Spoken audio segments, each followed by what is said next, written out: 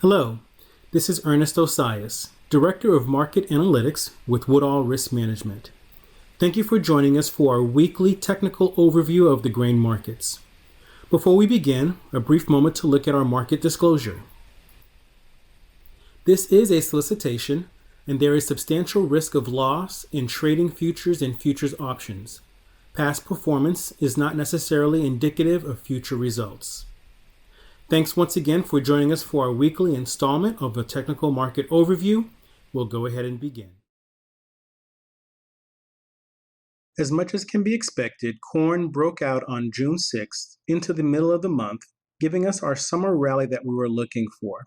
Upon doing so, the market ran up to our 2x1 angle, where it met some resistance and has since fallen back down into that trading range in which it had been in for quite some time. We currently find ourselves finding support up against the 370 mark that had been the nodal area for this contract over time. It traded back and forth on either side of 370, and today we find the potential for some support near that level. If the market's able to bounce from here, we could potentially see a nice move to the upside, so staying above or very close to this 370 mark is going to be key this week. If you recall from before, that 370 number happens to coincide with our point of control of 372. So once again, this area of 370 to 372 should prove to be very important for this contract. The correction within which we are trading also reached up to volatility-based resistance overhead.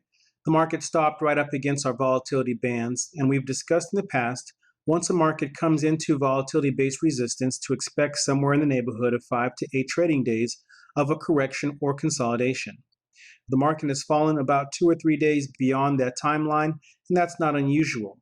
Currently, as the market is falling, it's also starting to find itself in a position where it should soon fall into being oversold, and in doing so, it could very well find some support near our 45-degree mark of 365.5.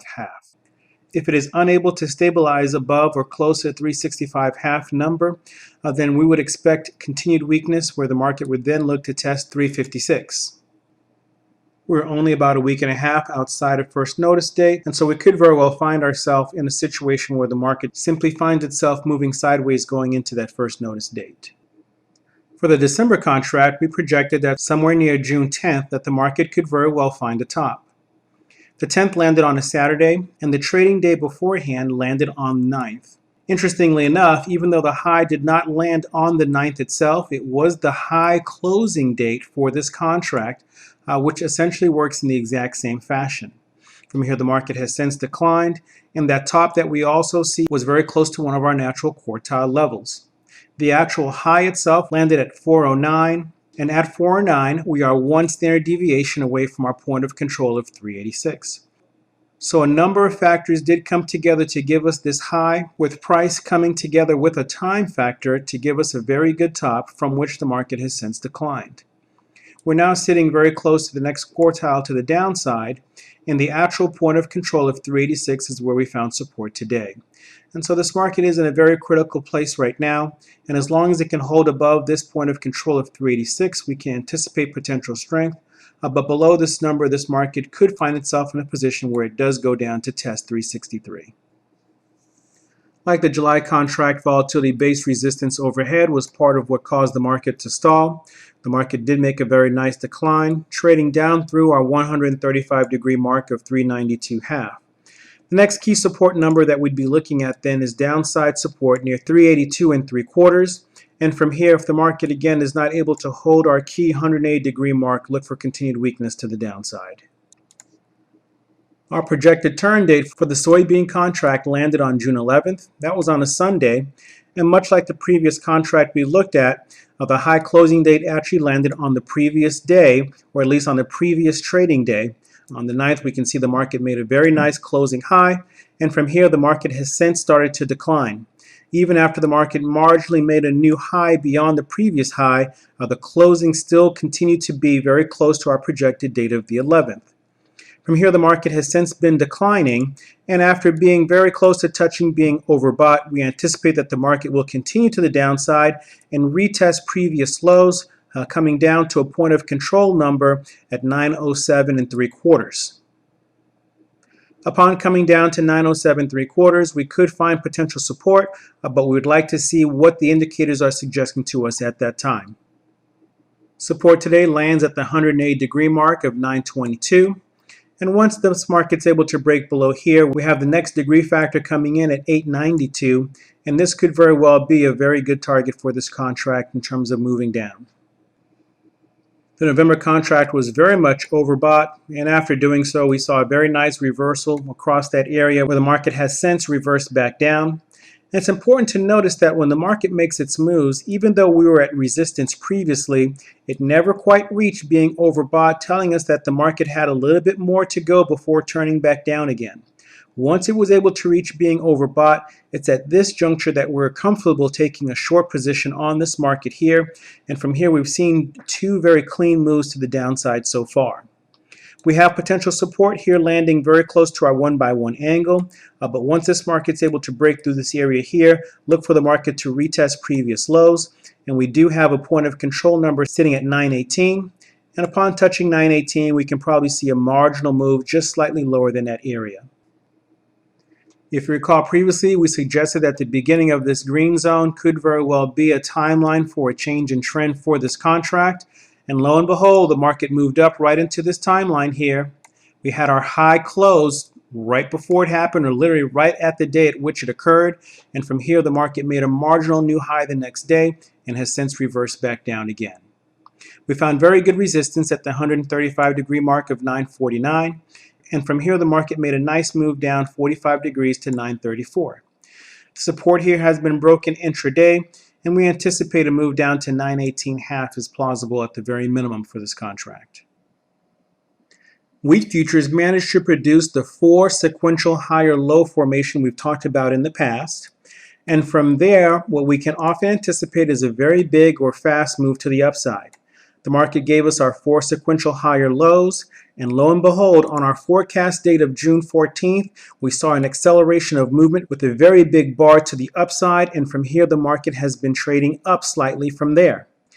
We're currently sitting inside of a potential continuation pattern, which suggests that the market has some more legs ahead of it. So depending on where it breaks out from here, whether it breaks above the overhead resistance that sits at about 475, or downside support near the 461.5 number. In either case, as long as this market does not break previous highs, in terms of a correction, we anticipate that continued upward momentum to the upside continues to be plausible for this contract. So from here, we'll simply continue monitoring how it moves. In particular, the December contract, we'll take a look at an Elliott wave sequence that has been playing out very nicely for the wheat complex.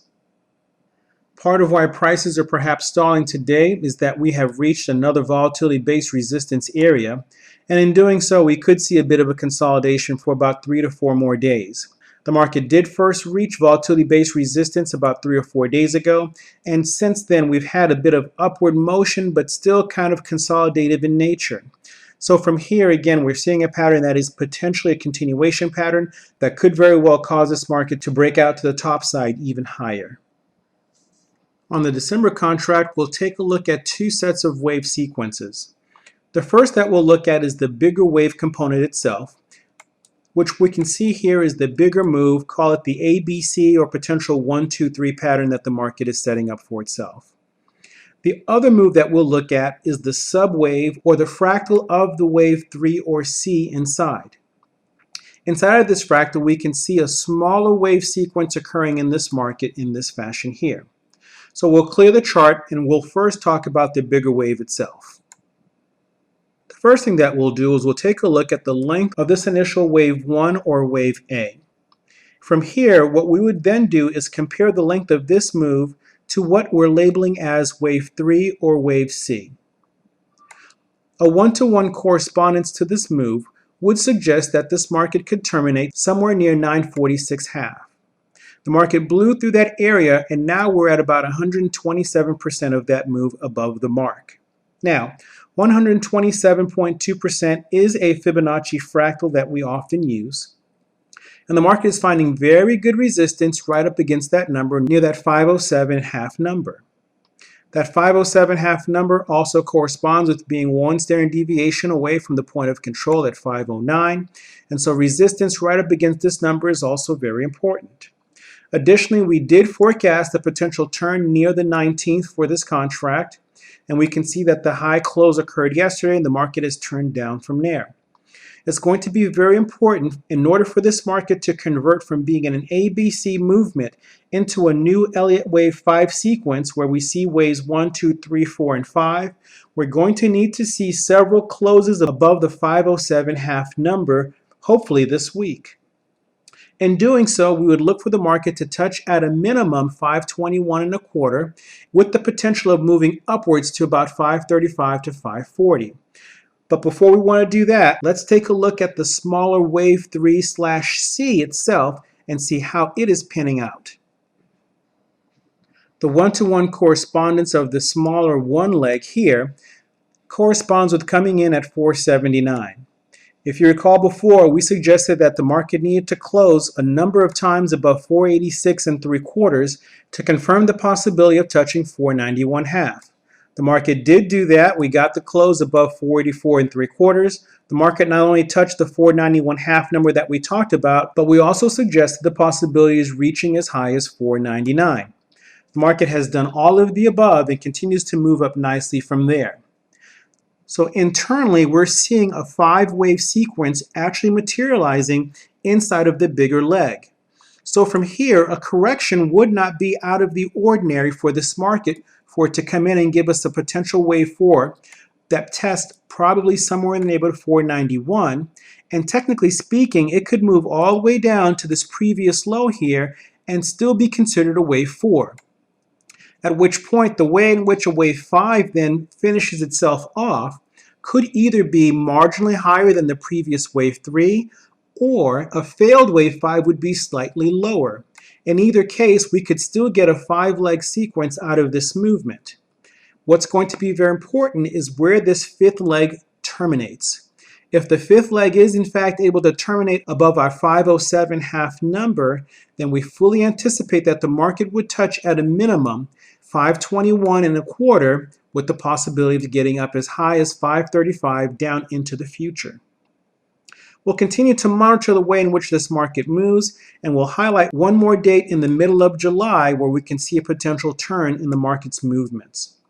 So you can see how all of the different components are potentially working their way out, so it's very important to pay attention to some of the key levels that give us keys or indications as to what the market might want to do. In the short term, this market is due for a correction. As we can see here, it is once again overbought. But it was overbought before, and the correction that we saw previously was very minor. And since it never moved down to being oversold after having been overbought and hitting overbought for a second consecutive time, we are looking then for this market to tell us that we're potentially now in an uptrend, and the corrections will not be as deep as previous corrections, suggesting that the market could very well continue higher. The cotton trade that we brought to your attention has been playing out very well. We broke below that 72.27 number that we talked about before, and from here the market has simply collapsed, blowing through our minimum price targets and trading now at 68.20.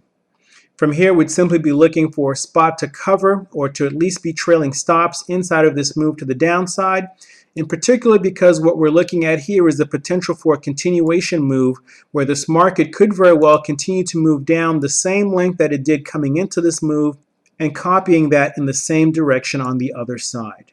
So cotton right now appears to be very weak, and we would not be looking to be a buyer of this contract anytime soon. In closing, we'll take a look at crude oil. After having fired off of our sell signal when it was overbought, the market has declined, has finally broken down and traded below the previous pivot low. And from here, we can see the market continues to trade lower as well. If this weakness continues, the market could very well trade lower. But in particular right now, what we want to look at is the way in which the market has fallen, has come into an area that we call the squaring of time and price. If you look back, we had drawn a circle here that gave us the arc of this movement leg on the way down. The tangent of that circle lands us at 43.90, which in essence can be a minimum price objective for this contract to hit. It has done so, and if you look at the tangent that lies at the 3 o'clock position to this circle, we also see that both time and price are coming together at the same time, which means that we could very well see a bounce in this oil contract over the next day or two, since both time projection and price projection have come together. It doesn't mean that we will see a change in trend necessarily, but that a potential small bounce can occur from which the market can continue lower, or it can in fact mean that a change of trend is underway and that the market can finally turn back up again. In either case, we would simply wait to see how the market plays out and allow it to give us a signal in terms of the direction in which we'd want to go with this contract. Thank you so much for joining us for our weekly market update, and look forward to touching base with you again next week.